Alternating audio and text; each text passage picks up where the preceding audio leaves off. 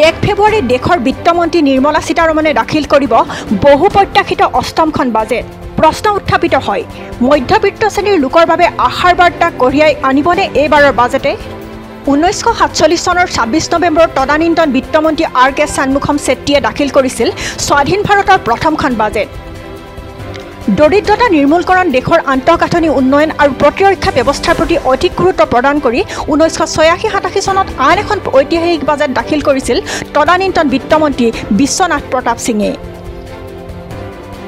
ঐতিহাসিক হিচাপে বিবেচিত 1991 চনৰ বাজেট দাখিল কৰিছিল তদানীন্তন বিত্তমন্ত্ৰী ডক্টৰ মনমোহন সিঙে, যি সময়ত চৰম আৰ্থিক সংকটৰ সন্মুখীন হৈছিল ভাৰত। যি সময়ত দেশত মজুত আছিল মাত্ৰ 3 সপ্তাহ চলিব পৰাকৈ বিদেশী মুদ্ৰা। আৰু তেনে এক প্ৰত্যাহ্বানৰ সময়ছোৱাত ভাৰতক অৰ্থনৈতিকভাৱে এখন শক্তিশালী ৰাষ্ট্ৰ হিচাপে গঢ়ি তোলাত বিত্তমন্ত্ৰী ডক্টৰ মনমোহন সিঙে সূচনা কৰিলে এক নতুন দিগন্তৰ। পৰৱৰ্তী বাজেট 1997 চনত দাখিল কৰিছিল তদানীন্তন বিত্তমন্ত্ৰী পি চিদাম্বৰমে। সাধাৰণ জনতা আৰু কোম্পানীসমূহৰ ওপৰত টেক্সৰ বোজা হ্ৰাস কৰাৰ বাবে গুৰুত্ব প্ৰদান কৰা হৈছিল এই বাজেটত। উল্লেখ্য যে 1 জুলাইৰ পৰা কাৰ্যকৰী হোৱাকৈ 2017 চনৰ 30 জুনৰ নিশা দেশত প্ৰৱৰ্তন কৰা হৈছিল GST অৰ্থাৎ goods and services tax. GST ये टीम इंडिया का क्या परिणाम हो सकता है, ये टीम इंडिया की कर्तृत्व शक्ति का, सामर्थ्य का परिचायक है। ये GST काउंसिल केंद्र और राज्य ने मिलकर के उन व्यवस्थाओं को विकसित किया है जिसमें गरीबों के लिए जो पहले उपलब्ध सेवाएं थी उन सारी सेवाओं को बरकरार रखा है।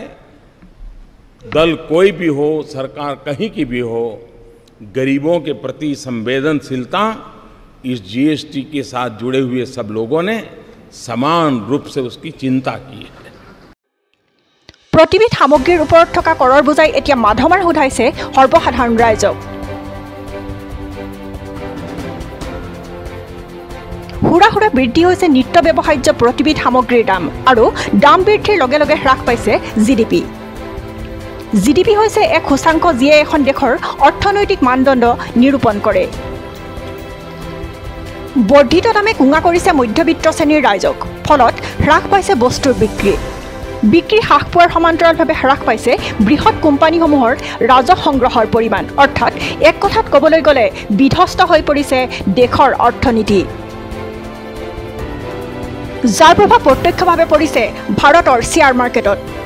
2024 বৰ্ষৰ ছেপ্টেম্বৰত নিফটি সৰ্বোচ্চ 26,216.05, বেংক নিফটি সৰ্বোচ্চ 54,375.35 আৰু চেনচেক্সৰ সূচাংক সৰ্বোচ্চ 85,836.12 লৈ ঊৰ্ধ্বগামী হৈছিল যদিও 27 ছেপ্টেম্বৰৰ পৰা 28 জানুৱাৰীলৈকে এই 4 মাহত নিফটিৰ সূচাংক 3,258.8 পইণ্ট, বেংক নিফটি 5,508.5 পইণ্ট আৰু চেনচেক্স 9,934.71 পইণ্টলৈ অৱনমিত হয়।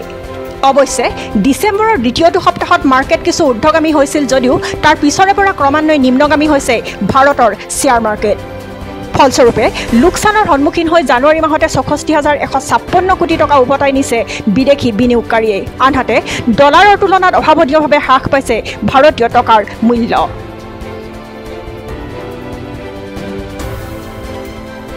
ANIত প্ৰকাশিত ৰিজাৰ্ভ বেংক অৱ ইণ্ডিয়াৰ তথ্য অনুসৰি 2024 চনৰ ছেপ্টেম্বৰত ভাৰতৰ বিদেশী মুদ্ৰাৰ পৰিমাণ সৰ্বোচ্চ 704.89 বিলিয়ন ডলাৰৰ বিপৰীতে 17 জানুৱাৰীত বিদেশী মুদ্ৰাৰ পৰিমাণ হ'লগৈ 623.983 বিলিয়ন ডলাৰ। অৰ্থাৎ ভাৰতত মজুত থকা বিদেশী মুদ্ৰাৰ পৰিমাণ পূৰ্বতকৈ হ্ৰাস পাইছে প্ৰায় 80.91 billion dollar. National desk report, SN digital media.